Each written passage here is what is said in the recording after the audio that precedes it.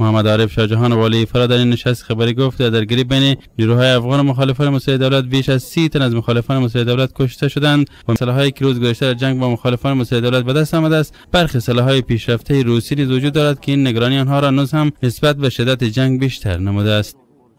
در جریان از این جنگ از دشمن